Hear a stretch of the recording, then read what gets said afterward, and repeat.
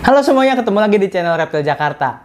By the way, kalau kalian notice tiba-tiba gue pakai kacamata, sorry, agak berbeda penampilannya. Kenapa? Karena sebenarnya udah lama gue pakai kacamata. Kemarin juga ngejuri udah pakai kacamata, terus talk show di mana-mana juga udah pakai kacamata. Nah, sebelumnya gue bikin video itu ngelepas kacamatanya, cuman lama-lama makin nggak kelihatan guys. Jadi mungkin ya karena memang sudah membutuhkan kacamata aja kali ya. Nah, di video kali ini gue mau ngebahas tentang ada beberapa komentar kemarin. Bukan beberapa sih, sebenarnya cuma satu komentar aja. Tapi itu agak mengganggu pikiran gue. Jadi ini gue masukin ke konten aja. Nah, apa komentarnya? Komentarnya adalah pas Max Koko kemarin itu banyak konten Rapjak yang ngebahas tentang kontes. Terutama setelah Nus Koko yang bulan Juni kemarin itu ada yang komen tentang kontes itu apakah murni selera juri, nggak dibikinin kriteria-kriteria penilaiannya aja gitu.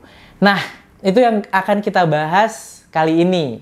Tapi sebelum lanjut, apakah benar argumen seperti itu dan kayak gimana sih kenyataan di lapangannya? Ini baru fresh-freshnya, baru kemarin Max Koko diadakan di awal November kemarin. Jadi ini bakal kita bahas selengkap-lengkapnya. Tapi sebelumnya jangan lupa like, share, dan subscribe channel Reptil Jakarta biar jadi channel edukasi gecko, kura-kura, dan kodok terbaik di Indonesia. Oke?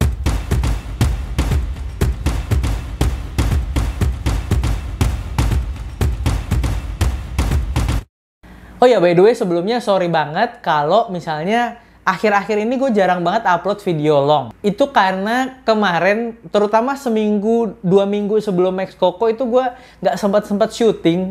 Topiknya tuh udah ada sebenarnya, tapi sibuk ngurusin Max Koko. Bahkan setelah event pun gue masih sibuk ngurusinnya. Jadi ya sorry banget kalau kalian nunggu-nunggu. Thank you antusiasnya untuk menanyakan kapan nih Rapjak kok nggak upload lagi gitu. Ya ini saatnya kita upload lagi.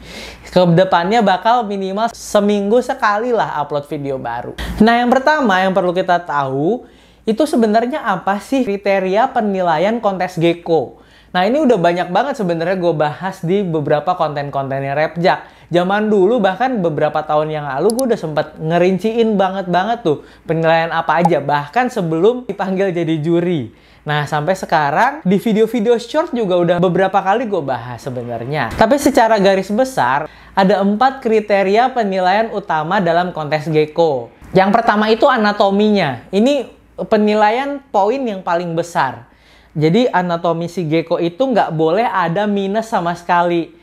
Biasanya gecko itu ujung ekornya keriting lah, terus garis-garis ekor itu nggak lurus, jadi agak-agak bengkok dikit.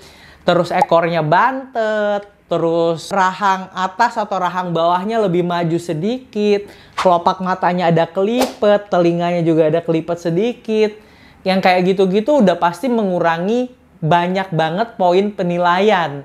Nah, kebanyakan nih salah diartikan. Jadi kriteria penilaian itu kebanyakan pada mikirnya ya, misalnya Black Knight solid loh punya gua, masa kalah sama Black Knight yang tidak terlalu solid.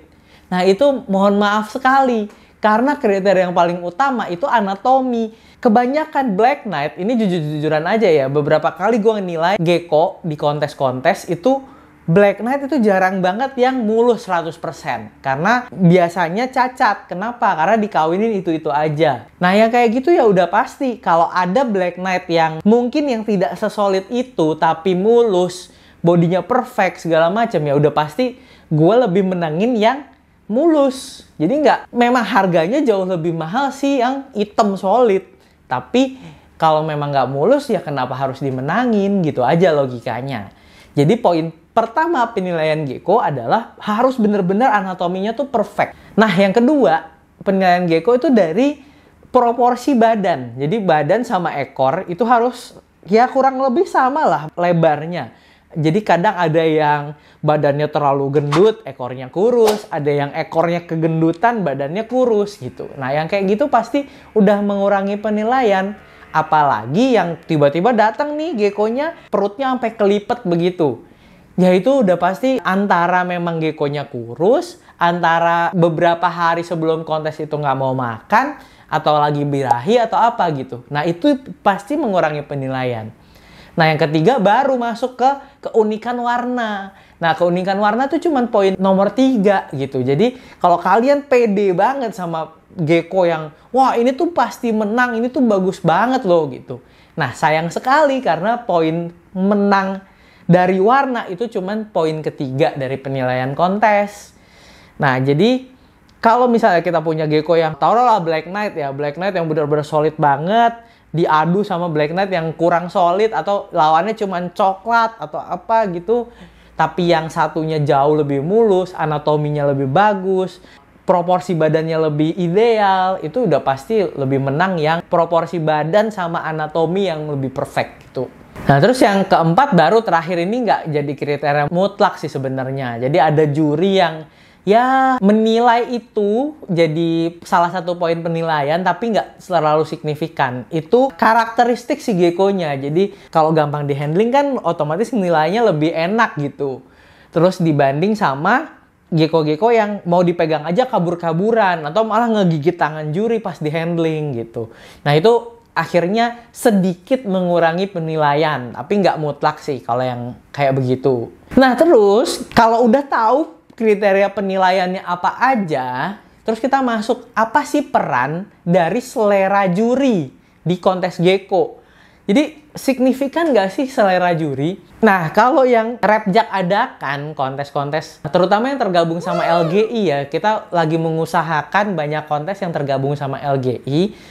Kalau yang kayak gitu-gitu itu kita mengusahakan untuk kita sounding kalau misalnya nilai kontes gecko itu yang utama ya anatomi sama proporsi badan, baru warna. Nah, selera juri itu biasanya di warna. Kalau yang lain, yang 2 poin utama ini, itu biasanya juri sepakat.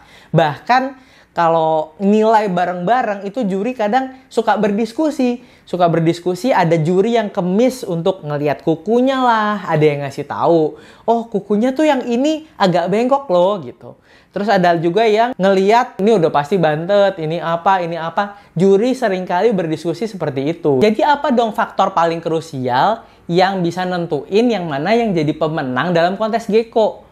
Nah, yang pertama ya pasti yang tadi udah gue bahas, anatomi sama proporsi badan. Tapi ada beberapa faktor-faktor lainnya yang kita harus perhatiin gitu. Jadi contoh, ada faktor-faktor kecil lah gitu, tapi itu matters banget.